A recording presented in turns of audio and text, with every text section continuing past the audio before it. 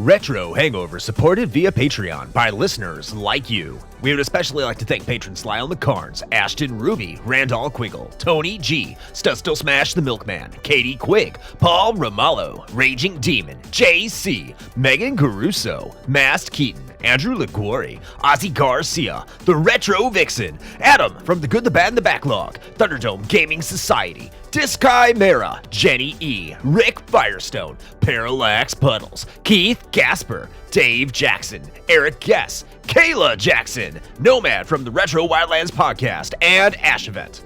Your continued engagement and generous donations are deeply appreciated.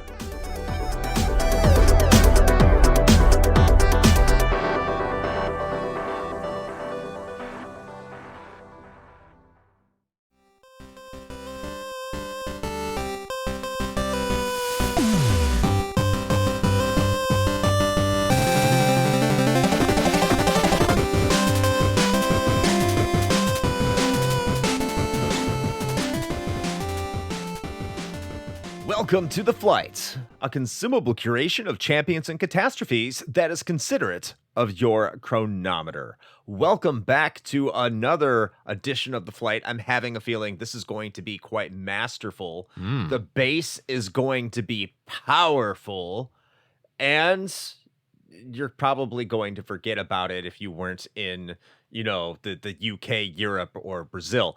This is an episode where we're talking about our top 5 Master System games. But before we get into that, hi, it's me, Chris. If I didn't already say that, maybe I did. I forgot. But as always, I am joined by Shane. The pause button is on the console, Dick Dragon Koski.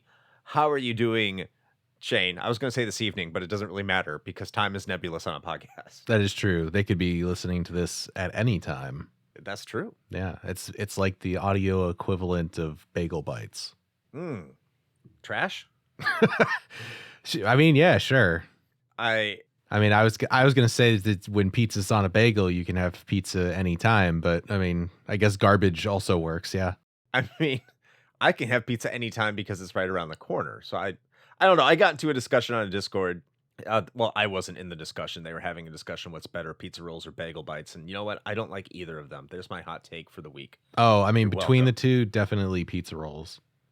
I think they both suck. But I mean, if I have to take a choice, I think they're not objectively good food. I'm just saying that, like, in my experience, bagel bites don't live up to their promise in that the ones that I've always had have been like way too like hard or like crunchy. Like the bagel is small enough that you don't really get a soft bagel. It's just all of the hard parts of a bagel with like, a marginal amount of pizza topping. I would just rather have it be the bagel. I would rather just be a pizza. I mean, that too. I mean, as long as it's not Totino's, because that's pretty trash too. But this is why you go with Hot Pockets, everybody. Oh, right. Yeah.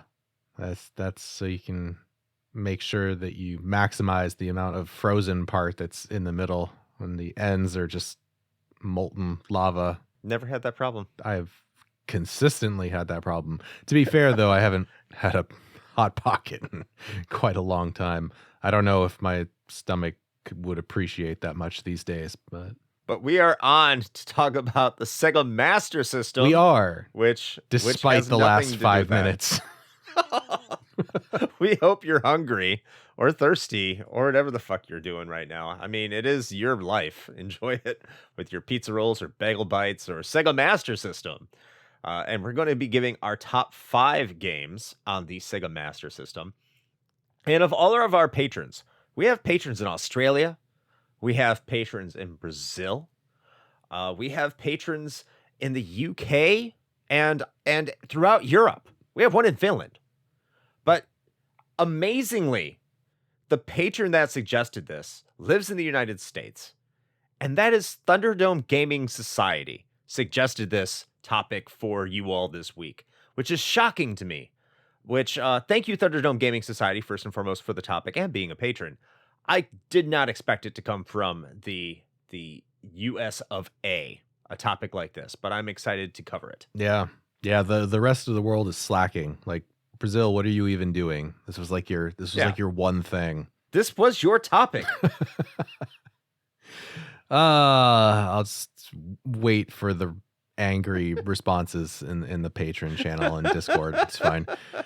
But at any rate, I feel like Chris, the physical game collector in the house, should probably start this one off. So Chris, why don't you go ahead and kick this thing into gear and let us know what your number 5 Master System game is.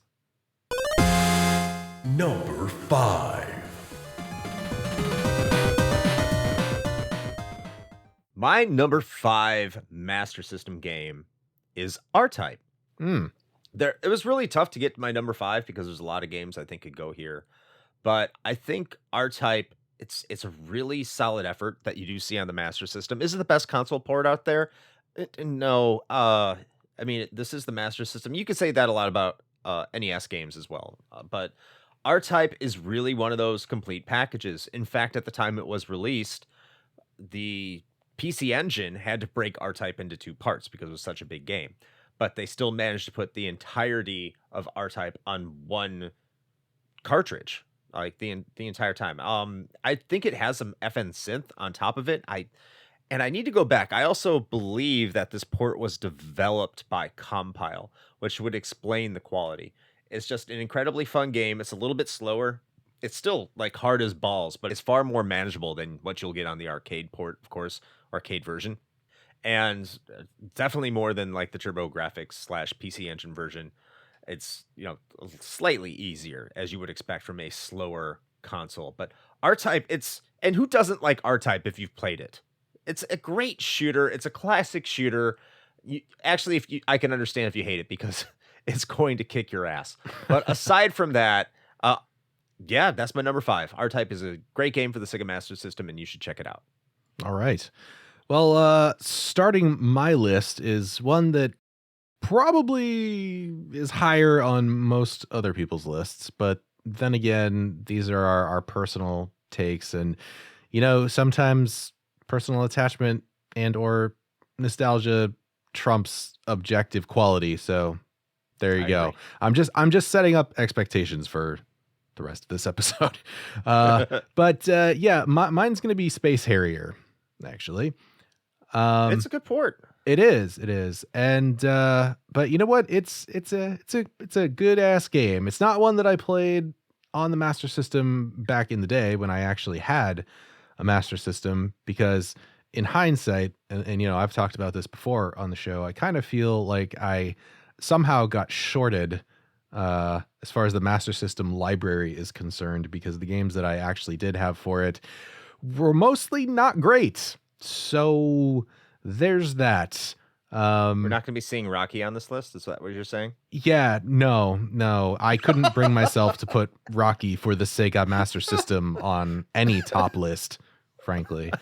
But no, man, like Space Harrier, it's just good, good, clean, arcadey action. Like you guys, people who've been listening to the show long enough, you know me, you know that, I'm down for a good shooter, something that I can just zone out to, and Space Harrier is kind of that. The story is bananas, by the way, which is fantastic. It's like set in the year fucking 6000 something or other, which is great, because then you don't have that problem that so many other games have, where it's like in the far-flung future of 1999.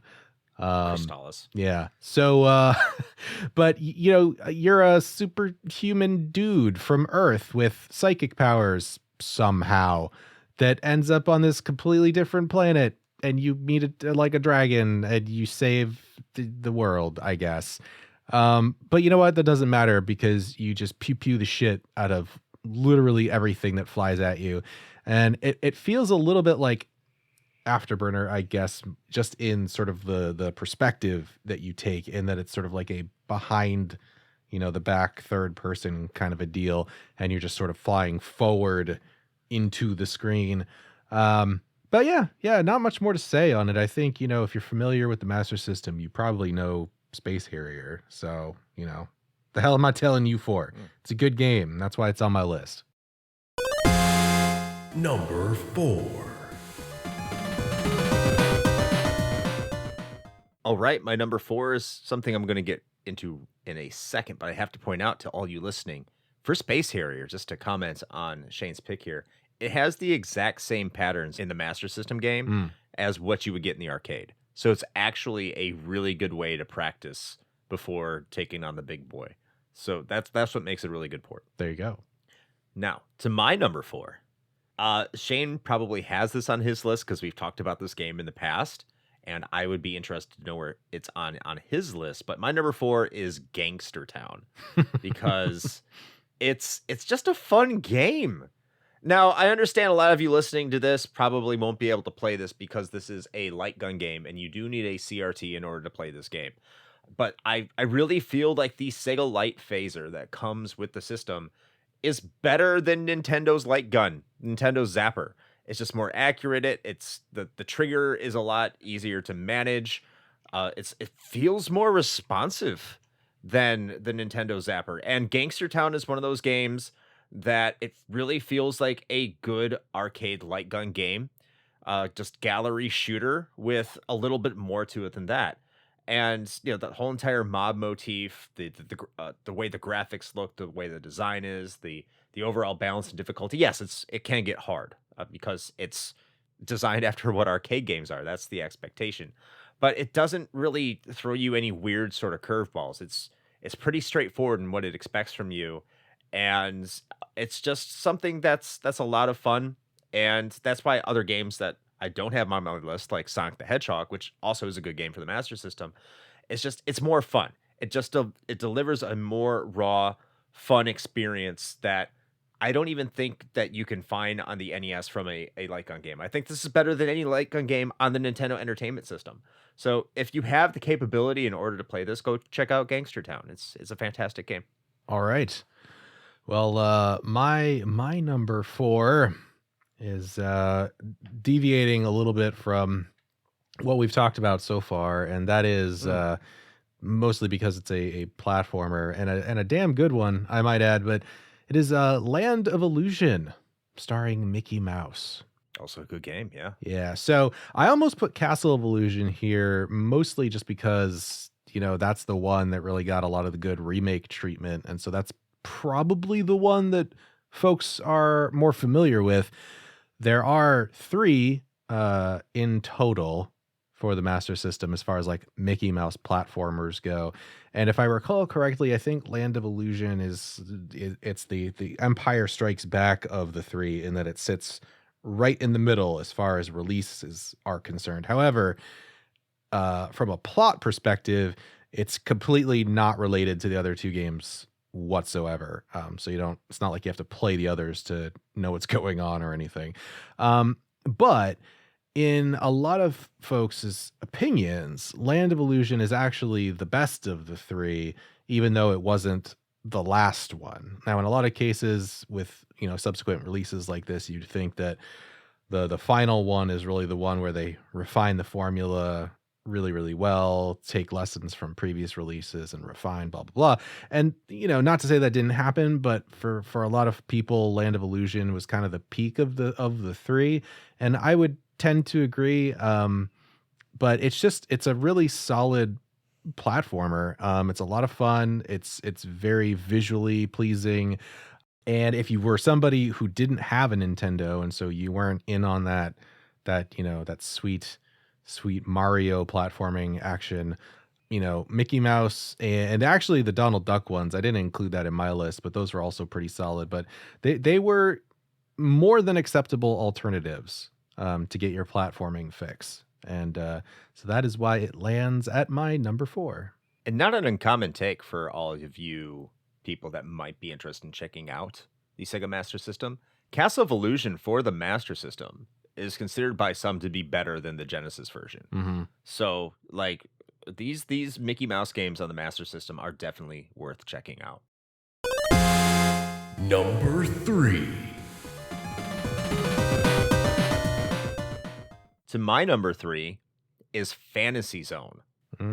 And look, again, this is a similar situation to R-Type, where you could say that the TurboGrafx 16/PC Engine version of this game is technically superior. And I'm not going to argue with you. But what they were able to do on this 8-bit console, how they were able to essentially get the entire arcade experience onto the Master System. And I don't think there's any slowdown in this game. It looks extremely colorful. It's extremely fun. And I'm able to beat this version of the game because, again, it's a little bit slower than what you're getting in more faithful arcade ports. So if I'm able to have, a more easy time getting through it, I'm probably going to enjoy it more. And I can tell you, like, just because it's a little bit easier doesn't dissuade me from playing it. I have played this game for hours upon hours just with my Sega arcade stick for the Sega Genesis, plugging into the Master System, putting on turbo, and just going to town. Because this is it's such a charming game. I love the soundtrack. I love the way it sounds. I love the way it looks. I love the way it plays. And it's just sufficiently challenging enough without making me want to throw my controller, that, again, it's that raw fun experience that I feel so many games try and miss, but it's such a successful hit with Fantasy Zone. Of course, there's many different ways to play it, but the Master System port of this game is superb. And if you're looking to get into the Master System and see what Sega was doing back then in the 80s, and how they could take their arcade ports and really translate them to the home console in the best way possible, Fantasy Zone is one of the best examples that you can find. Go check it out. Definitely a great one. Nice. All right. Well, my number 3, the middle of the pack, is one that is personally very special to me, but not even necessarily because, or for, I should say, the Master System version of it, but that would be Afterburner. So there were plenty of ports of this game, first of all. So it's not like the Master System is like the only way to play this or whatever. I mean, obviously, truth be told, it's an arcade game first and foremost. But the reason that it's important to me and why it's as high on the list as it is, I mean, first of all, it's just a fun game. And as someone who watched Top Gun a shit ton of times growing up, being able to fly an F-14 Tomcat and shooting down enemy jets was pretty much the closest I was going to get to being Maverick and Goose. So it's definitely got that going for it. But the other thing really is this is inextricably tied to my experience in the arcade, in that somehow, and I have brought this up before on the show, but somehow the little arcade, it's called the Dream Machine, which is a fantastic name for an arcade, by the way.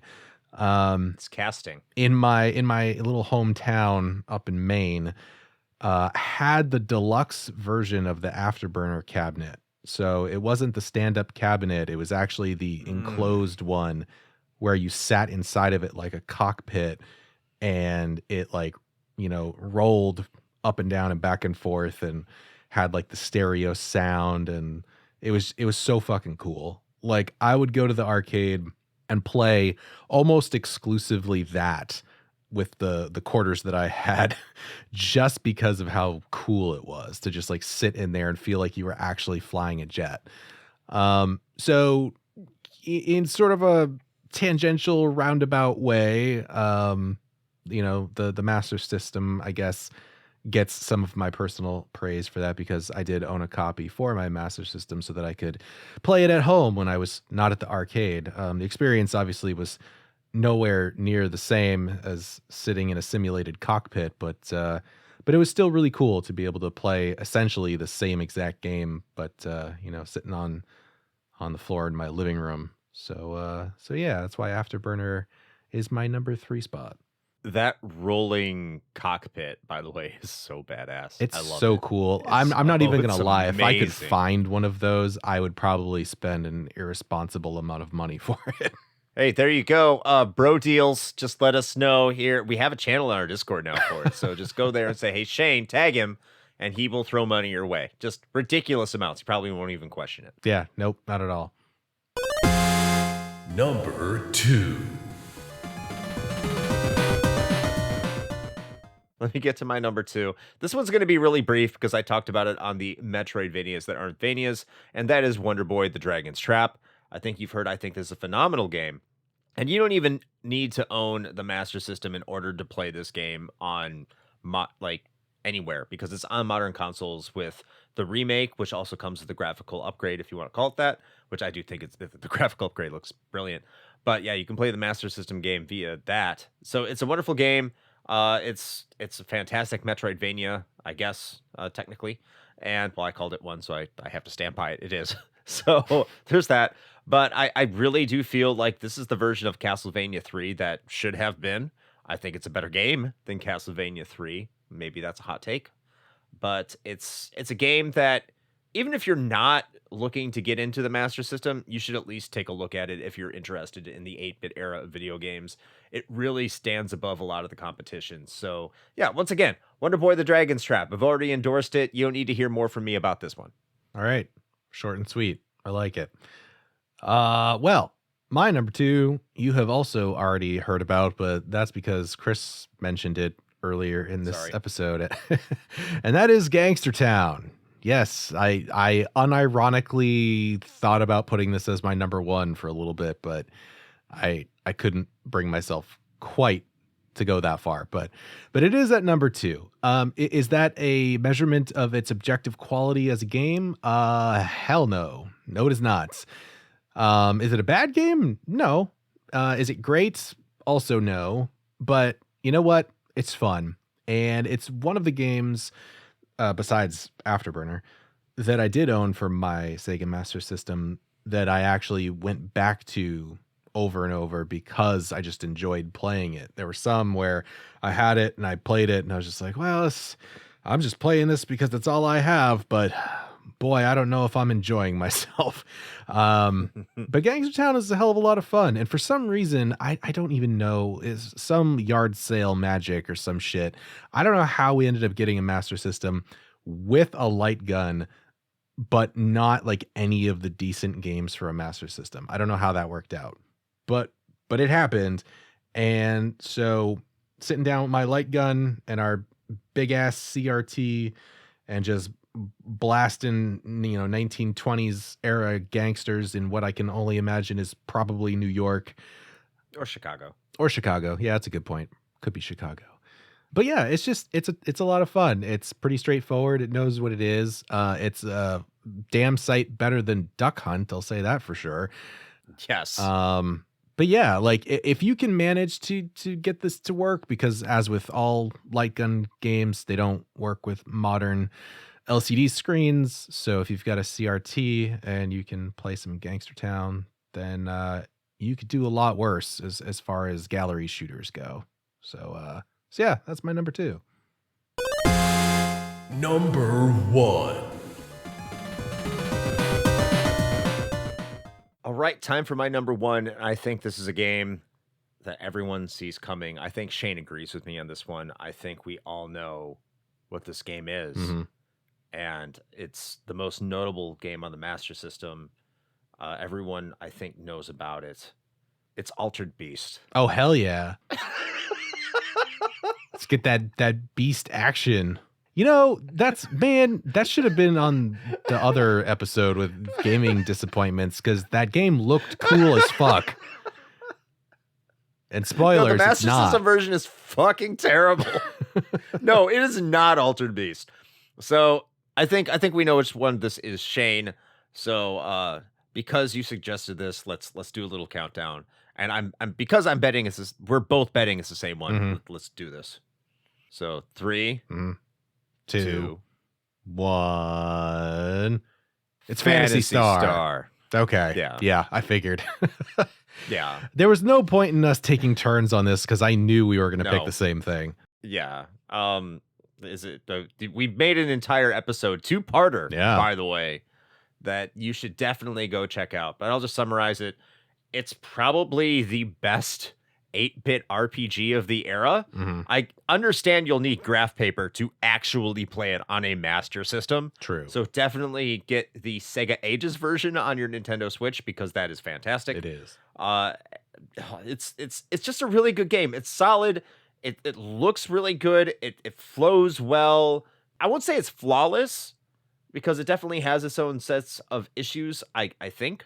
It's not flawless. Yeah. I mean, part of also playing on the Sega Ages version is that it eases up on some of the difficulty and a bit of the grindiness of the original as well. Yeah. So yeah, it's definitely old school hard. Yeah. If you don't like that, I mean, there are options you can get through it today.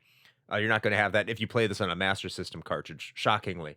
But I don't think there's much more I can say than what we said on the episode. Go back and listen to that for myself. I mean, I'm just going to say that Meow is love, Meow is life. Worship Meow. He is fantastic.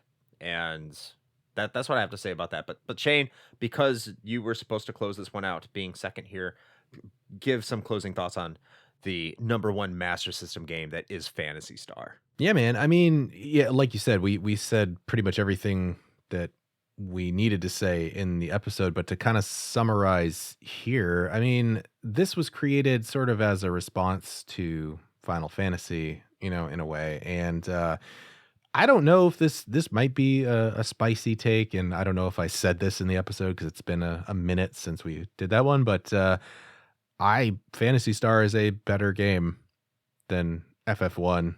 At least to me, I certainly think so.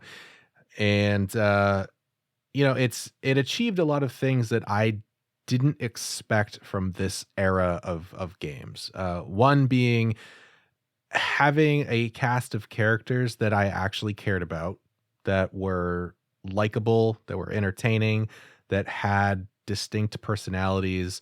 You didn't really necessarily get that often, during this time. Even in RPGs, a lot of the times they were just very tropey, like this is the warrior and he does good with the sword. But I actually was invested in the characters. I mean, obviously Meow is life, so there's that. Absolutely. We also pointed out that, the protagonist of the game is probably one of, if not the first instance of a strong female protagonist in a video game. So I think that's important to note as well. Which is more important because she was not made a strong female protagonist to be a female protagonist either. Yes, so she is not a Mary Sue by any stretch of the imagination. I'm looking at you, Ray Palpatine.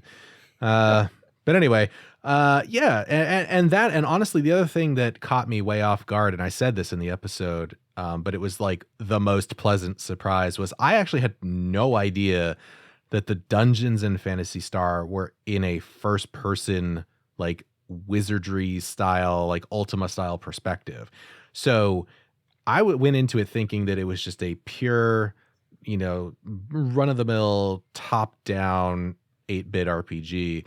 And as soon as I entered the first dungeon area, I was like, oh shit, like that's what this game does. And honestly, from there, I was just hooked because I love those first person dungeon crawlers like that. And so this is like the perfect marriage of both of those things. You get the more traditional, like JRPG style approach in the overworld, and then all of your dungeons are just those first person, like dungeon crawls.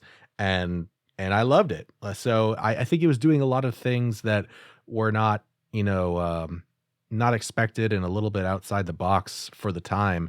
And it holds up surprisingly well. So yeah, one more shill for just going and listening to our episode about it. But that's love the game. Yeah, but that's the long and short of it. It's really good. So yeah, I'm not surprised that we both picked it. So I mean, that really closes it out. I think that's a solid list of Master System games. So if you're looking to start a Master System collection, I don't know how much it costs nowadays because everything's gone up in price in the collecting world since we started doing this podcast, at least. But Master System used to be relatively cheap, but may not be that way anymore. But if you're looking to emulate them, there's always that. There is that. And there is always that. So that's a nice little collection for you to look into if you want to play some of those games and relive the Master System. We hope that we lived up to your expectations there, Thunderdome Gaming Society, or the Disgruntled Gamer, as I know that you have there on YouTube. So feel free to pitch that more in our Discord. And speaking of the Discord, I think it's time to, just kind of close this out, Shane. So as we are wont to do, how about you tell the listeners where they can find more of us? Let the shilling commence. Yes. Let's see if I can keep this compact. So we have a link. I don't know if you've heard. It is a link tree, even a whole tree of links. One might say, yeah, which is, I guess, apropos given the recent, big Nintendo release. A whole tree of links. Anyway, it's Linktree. So go to whole tree of Koroks. Terrible joke. Yeah, go to Linktree/Retro Hangover, and you'll find all of our stuff there, whether that is the Patreon and the merch store. If you'd like to support the show in that fashion, you get a lot of cool stuff. I mean, one way or the other, you either get a sweet shirt or something if you go to the merch store, or you get a whole butt ton of extra content if you become a patron. Depending on the tier, you also get some physical goodies too that are exclusive to patrons. So, lots of neat stuff. And we also have the usual, we got our socials. We have the YouTube channel where we post all of our episodes as well as our VODs from the Twitch streams, which Chris is legally obligated to tell you about. So, Chris, what do we do over there at Twitch? Under threat of death, I am here to tell you that you should go to twitch.tv/retro hangover, because if you don't, Shane is going to make me play Bubsy 3D. You like not Bubsy. On stream either. Shut up. And so you better go there at twitch.tv/retro hangover, and we will see you there. Guess what? We won't even ask you for subs or monetization because we don't like two-factor authorization. It's a pain in the ass. So if you go over there, you can just chill with us and just spend time and chat it up. And we would love to have you there. So yeah, twitch.tv/retro hangover, 9 p.m. Eastern time, Sunday nights. That's what I was looking to get out. There it is. So back to you, Shane. There it is. All right. Well, with all of that shilling done and out of the way, until next time. Play with your The Challenge is Here joysticks.